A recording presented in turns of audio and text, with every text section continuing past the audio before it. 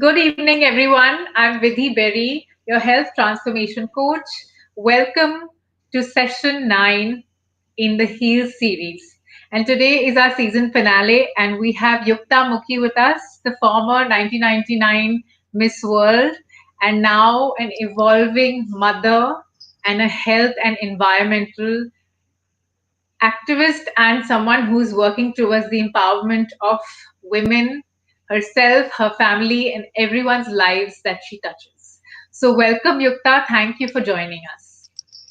Thank you for having me, Vidhi. It's a pleasure. We've known each other for the last few years, and it's absolutely my honor to, be here with you. I want to say I'm also very proud of the work that you do, and you balance family and business and your personal growth and your personal health. It's really been wonderful. We've shared so much in the last few years. So I'm looking Absolutely. It's forward been to nurturing. this Yeah. conversation. So today we've labeled the topic being comfortable in your own skin. And I think no one better than you to really explain to us what that means. What is that journey? Because I think we're all born comfortable in our skin. And somewhere along the line, we have a lot of things that developed and we start living for others and the world and how they perceive us. And I think the beauty pageant is something which is on those lines. And then reaching the pinnacle of that and doing that journey to where you are today, possibly more than 22 decades down the line, what is that journey that has made you comfortable in your skin? So, share a little bit about that with us. Hanji. So I always want to first, give my respects to my guru because of her blessings that I did have the victory of winning the crown on and bringing back so much glory to India. But for me, when I always look back and see my journey, it has been from the moment that I surrendered at her feet. I was very young. I was just beginning my teens. And that spiritual foundation and that sort of inner growth has propelled every decision forward. Having said that, what I also do want to say is क्योंकि वो मेरा base रहा of having a very deeper understanding of life, asking those questions, moving beyond what is offered on the surface. I feel that for me, it was always about going much more deeper and becoming much more conscious of who we are and where we are going, and asking those questions about what is true for me. Am I doing something that really is purposeful, or am I Yeah. simply following a trend that so yes, I did win the Miss World, and the initial few years were, a lot of public appearances, making commercial endorsements, also doing a lot of work for social and charitable causes, collaborating with NGOs and understanding very deeply what is the need of the Yeah. hour. But because of the spiritual base and because of also a very conservative family that I came from, I wasn't Right. really able to. I'm not saying because of those things, I'm saying because of them, I had a balance towards the very glamorous world that I had stepped into. So when I look back, I say I was very naive, I was very immature, I was very gullible. I had people around me guiding me, but I wasn't that person who would say, हाँ मुझे ये ठीक लग रहा है, and this is how. It was always like, आप क्या बोलते हो, वो क्या कहते हैं. It's always like asking people Yeah. when you're sort of getting into a professional field, and that started changing over a period of time. Like today, when I look back, I say I would have done it very differently had I even 1 ounce of the wisdom that I have today. Not that I am very Right. highly evolved or a saint or a master, but as women, I feel we go through so many initiations, whether we are daughters, we are sisters, when then we become Yeah. mothers, and it really kind of transforms us as women, and it really kind of pushes us to play these roles, and we start taking on more responsibility of fulfilling needs of people around us. तो Yeah. उसमें थोड़ी हमारी maturity जल्दी आ जाती है. And what has come around for me much more so with the journey of motherhood is again asking those very evolving questions. What do we want to give our children? Do we want to do the same things that our parents gave us? Do I want to break some pattern? Have I healed from my childhood wounds, whatever they may be? Can I recognize my patterns and say, I don't want to behave or react in the same way? And therefore, what kind of a parent do I want to be? So when you Right. hold those questions in your awareness, it leads you to everything around the child, not only food and health, but also education and what are the moral values you want to give and what social environment and. So there are so many things Yeah. that slowly it's brought me to a place where I feel I was able to shed that skin of, as you said, having to please people and be presentable and be this so-called image and the picture of what you think people expect of you as a celebrity and as a public figure, and slowly coming into a place where I feel it's so crucial that women are in touch with their authentic voice. It's so critical to our mental and emotional health that we are in touch with our physical bodies, with our wombs. Yeah. And it's also become much more imperative and important that we have safe space, which means we have a circle of sisterhood where we can express ourselves without feeling Yeah. judged, without feeling cornered, suppressed, because generally as a society in India and as a culture, we don't express Mm. our feelings so very Yeah. comfortably. Yeah. तो ये हम generally mother's और ants में हम देखते आए हैं, feelings को सप्रेस कर लो, बस तुम एडजस्ट करो और तुम्हारा ये काम है और you have to make do with it. So I feel that Yeah. is all okay, but we also have to balance it with being just who we are and getting that safe space and environment to do it. So tell me, for you, what was that turning point where you said, I have to stop now, even though your training allowed you and always initiated you in a way which led you to ask questions. But there must have been a turning point which said that, okay, now push yourself to begin that journey of really truly finding your authentic self. What was that turning point? Yeah, there were two, three things. Haji.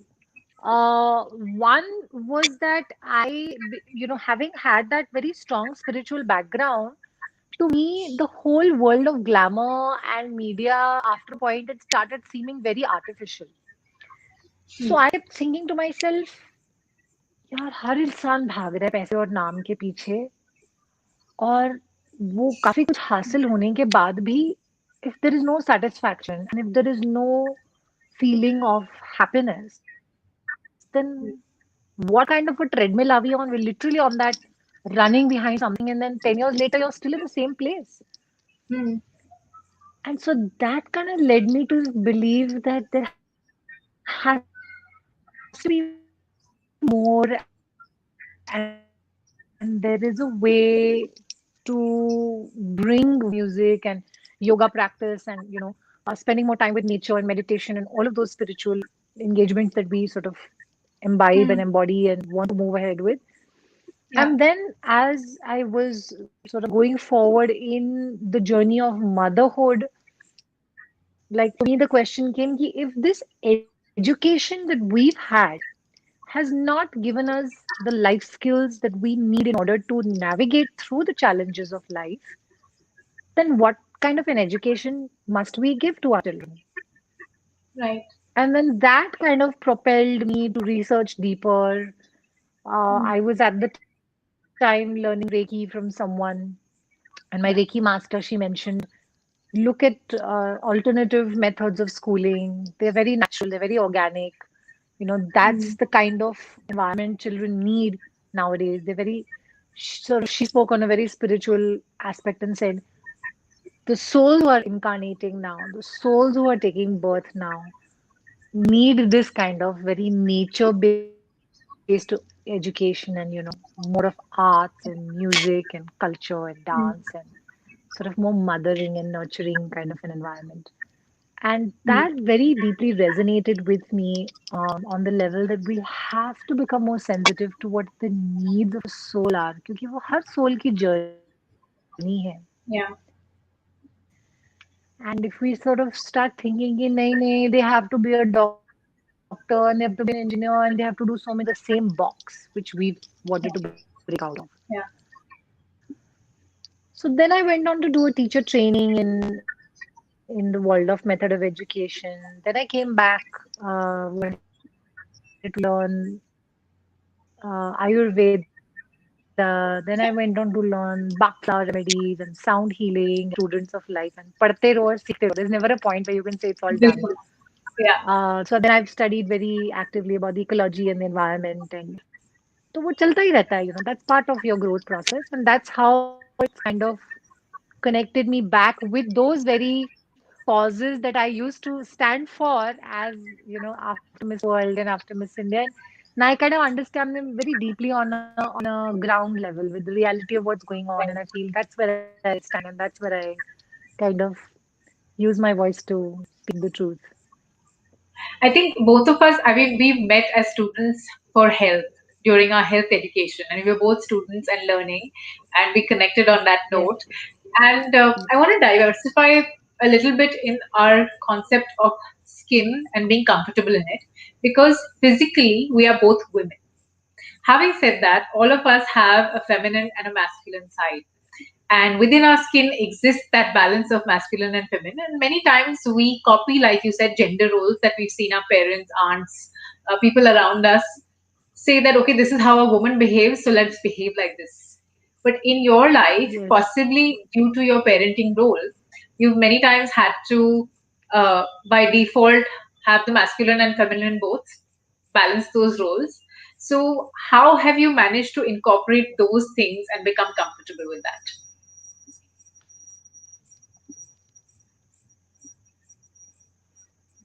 And I feel that whole sort of what, like how we define masculine and feminine also has to change. So much of it is social conditioning. So much of it is, kind of imposed upon us by the fashion and the glamour industry. So Yeah. much of it is a matter of interpretation of the kind of things we are told by our elder cousin sisters or our aunts or our grandmothers and whatever. And a lot of it is just kind of, we look at women around us and we interpret it. That's how my perception is. अच्छा वो ये कपड़े पहन रही है तो यही होगा fashion trend. It's like how much do we let that influence us is Mm. really allowing our giving our power away. And at the same time, the conflict, I feel that today where our conflict has been is the fact that we've also grown up in a very masculine kind of a culture where everyone's working in a very linear way, thinking in a very goal-oriented fashion. It's always very, some version of success is based on money and name and fame and, so and so achievement. So it's not, that itself is not balanced. Like there's so much of, I feel that that's so much of judgment around performing, Yeah. like delivering. And that's, Yes. in fact, a very wounded masculine. That's a very distorted masculine. The true masculine is steady, stable, has a great is a great foundation. It's a container within which the Shakti can dance. So Shiva is very steady, and then she can have her play of, creation and destruction and all the devis that we can pray. And there's Vidya and Yeah. there's Saraswati and Vidya, and then there's Lakshmi with wealth and abundance meaning abundance in all things and creativity. So sort of really understanding that play within me, where is that coming? Where is that appearing? How does that look like? What does it show up in my life as? And then sort of going into our journey of saying, is this true for me?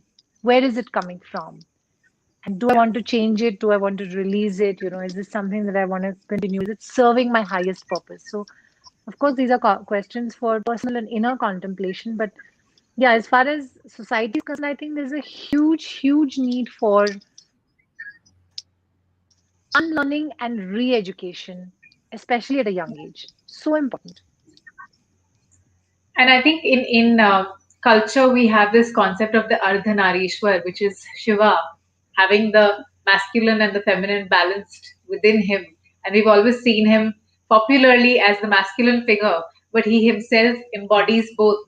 And when I see you doing the stable masculine role as a parent and then the Shakti role as an empowering leader in so many ways, you are balancing the Ardhanarishwar within yourself. And that itself gives us, a role model to follow. But many times we're so scared. We're so scared of breaking out from what we've been taught, what we've seen, what we've perceived, and said that, oh, do I have the Shakti within me to do this? Or am I just the feminine that I have assumed?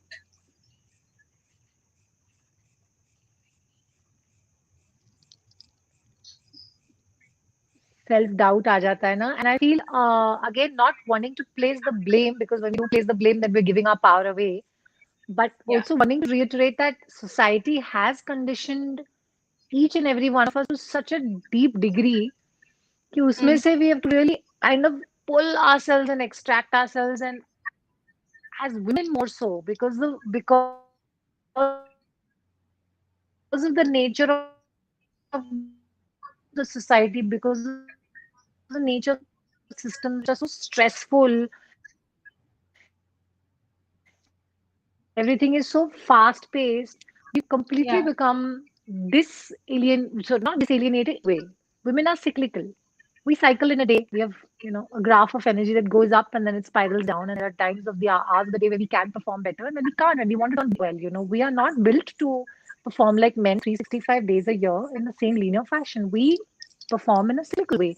So if my body goes along with the rhythms of the moon and the menstruation cycle takes me through a 28 or a 29 or a whatever 30-day month, I need to know that Mm. I'm going from my body is going from a period of requiring rest towards going towards a Yes. period of ovulation, which we say is like full bloom energy. I'm creative, I can nurture, I can offer myself, I can be very social, I can take up some projects of gardening and knitting and cooking for family.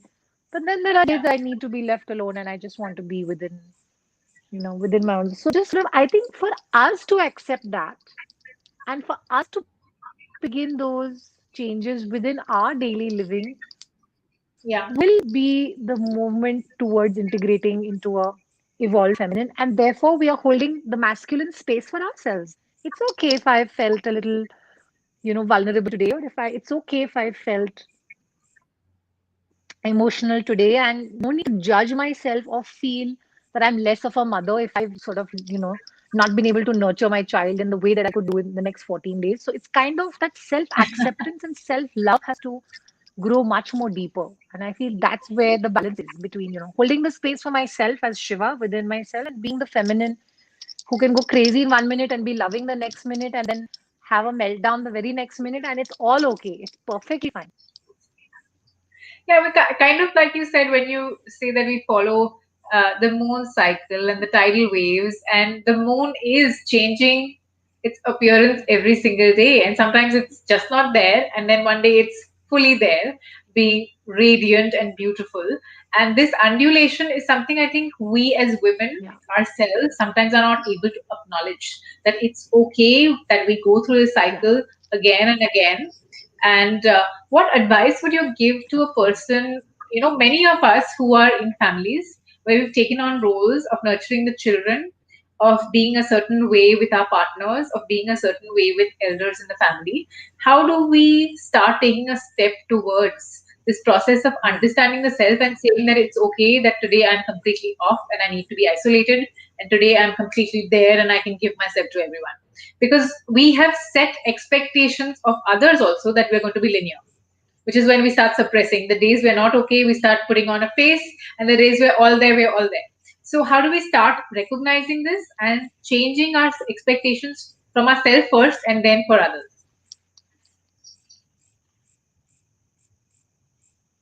So for me, Vidhi, the journey started with realizing that whatever is happening in my life, I have created it. And the minute I accept that part or own that I am the creator of my life, I start taking responsibility for my happiness. And when I take Right. responsibility for my happiness, that means I am looking to provide first for my own needs, and my needs don't have to come from outside. So when my needs don't have to be met from the outside, and I am taking complete charge of how I am to meet my needs, I then start prioritizing self-care, self-evaluation, self-reflection, time to myself, and that kind of puts you in a place where you say that ठीक है, I'm doing all these roles. It's great. I'm able to, multitask and balance it. But biologically, that's not how nature has built me. Biologically, nature has built me to be who I am, and that is living in a cyclical way. So the more we start living cyclical and we start managing our kind of mind, emotions, our business work, our families, and our alone time in a way where we know this time of the month, this is what I need to do. This time of the month, I think that would kind of bring us back into alignment with, and there lies the self acceptance.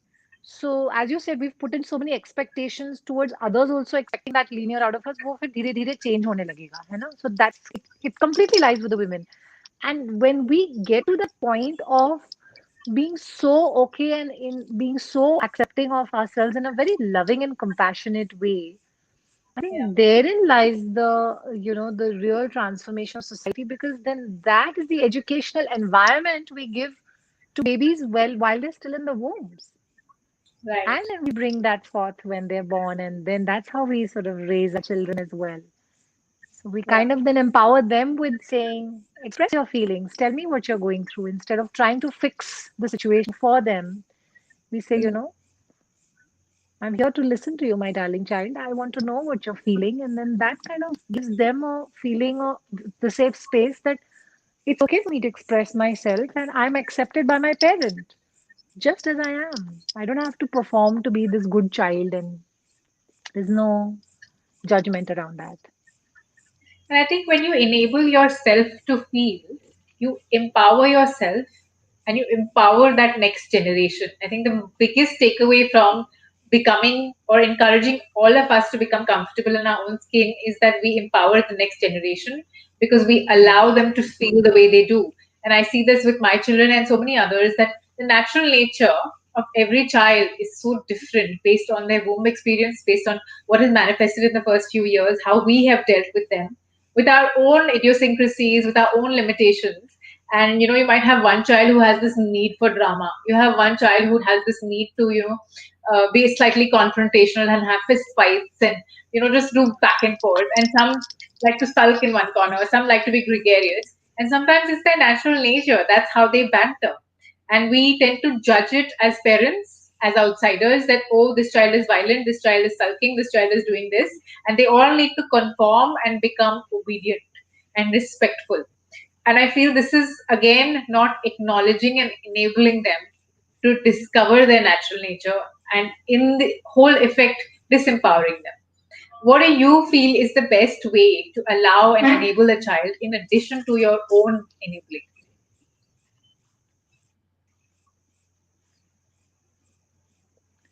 So I feel, as a parent, I'm purely speaking from, what I've learned and what I've been Yeah. able to implement. And by that I mean, also understanding that the most important thing for a child to thrive and to feel loved and, get that sense of belonging is to have very strong boundaries. Now, what do I Right. mean when I say boundaries? Boundaries meaning that there is a limit beyond which a child may not come to you and say, I don't like this, you have to do this for me, and get demanding. A, and B, also using a language within that moment of whether it's a meltdown or whether it's a conflict, to say, I hear you and this is what I feel. So nobody gets into that, just go whatever they may call it, non-violent communication, but bringing, I feel, instead of even using the term non-violent, it should be compassionate communication, especially when it comes to children. So yes, we hear them out. And there are times that I may not be able to extend myself. Like there are times when my child needs me emotionally, but I need myself also emotionally. And so I have to say, I'm going to go first, take care of myself, and then I come back and take care of you. Yeah. So I feel that the best way to bring that change in society in general is to, as you're saying, कि उनको role model कैसे दें, is when I show them my self-love and self-acceptance is my best role model in society tomorrow. Because when I feel situation, once things have cooled down, then sitting and getting analytical about it, depending on the age of the child, we can't teach them morality and values when they're very young because they only learn through imitation. There is no way a child is going to learn anything about Right. any human virtues when they're very young. So then they're learning purely by observation. My parent is reacting like this, that so and so adult is reacting like this is how they get triggered, this is how they don't get triggered. But as they're growing older, I feel it's important to bring this into conversation within the discipline of a household. Is how do we get better from here? How do they also stop allowing outside situations to influence their happiness? And how do they learn to express their feelings, process their feelings, and then move on from there? So, a huge part of that personally for me has been, my guru's teachings and the sadhana, and they have a whole bunch of things around for children. And I think a lot of spiritual disciplines today have that, where they have family satsangs or yoga for children. And there are so many of those things which give them the tools and get them to understand that my mind has to be in my control. So I Yeah. don't become a slave of the senses and then my mind is dancing and then I'm driving my parents also cuckoo. तो वो थोड़ा सा has to, Yeah, that fair enough. matured conversation has to keep coming time and again. We have to start, रो रहा है उसको ये दे दो ना, अच्छा उसको मना लो ना, अच्छा जाने दो ना. नहीं, जाने दो ठीक है up to a certain age and only so many times. So because that's exactly their training ground. It's like a laboratory. They're really learning how to, where does the boundary lie? How much can I get away with? And then that's not healthy for Right. their long term. So I feel there has to Absolutely. be a balance. We listen to their emotions and then we yet we say, this is how you process it on your own. Yeah, fair enough. So tell me, we both have had that kind of spiritual background initiation in our families, and however, I meet a lot of people who don't have that. And how do they छोटा get सा about sound like, those हाँ जी. tools? How do they get about getting the tools to really start becoming and understanding their true self if it's never been a part of their family narrative or any kind of reading or education? How do we get to that point? What are the tools that are required? What are the tools that we can use?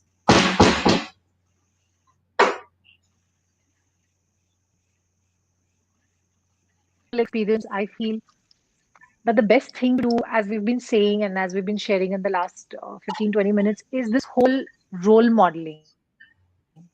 So the more we as adults are on our spiritual journey, not only is our minds and our thoughts oriented towards the spiritual teachings in our language as well, in our speaking as well. So I feel बहुत ज़रूरी है कि, especially in today's generation where there is so much of materialistic temptation and there is so much of stimulation to the senses, whether it be food or clothes or entertainment or, what their friends are doing, it's driving their mind in the outward direction. If we want to develop, if we really want to give the best gift that we want to give to our children is to have the strength of a yogic mind. And when I say Hmm. yogic, I don't mean it in a religious way. I really mean it in a way that they need to learn how to navigate through their emotions, how to manage their thoughts, how to sit in silence, how to meditate, how to kind of be okay with it. And it needs to be a family culture. It needs to be part of, जैसे हम बोलते हैं सत्संग हुए, भजन कीर्तन हुए. It doesn't have to be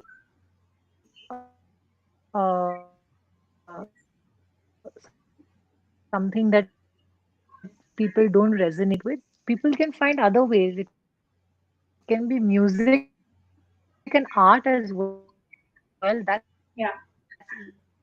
Yeah. So I feel there has to be a balance Right. for a family to come together. And through that as well, a lot of connection and a lot of spiritual tools, as we are talking about spiritual tools, can be imparted and can be given.